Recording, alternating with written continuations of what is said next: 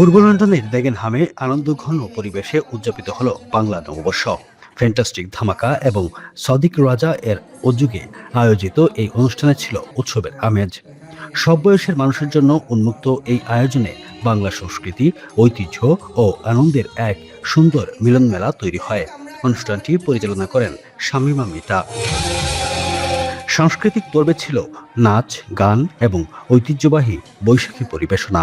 এছাড়াও দর্শনার্থীদের জন্য ছিল নানা ধরনের দেশীয় খাবার ও বিনোদনের আয়োজন। অনুষ্ঠানে উপস্থিত ছিলেন হেলাল উদ্দিন খান, কাউন্সিলর শামস ইসলাম, সাবেক মেয়র জসনা ইসলাম, কমিউনিটি ব্যক্তিত্ব সুহেল আহমেদ, স্নিগ্ধা মিষ্টি এবং ইমা জাহান সহ আরও অনেকে।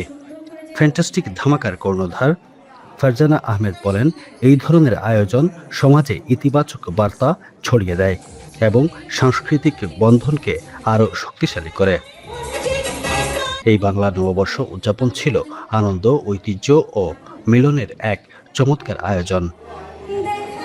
দেশীয় সবজির স্বাদ উপভোগ করুন ইফকো ব্র্যান্ডের সঙ্গেই থাকুন।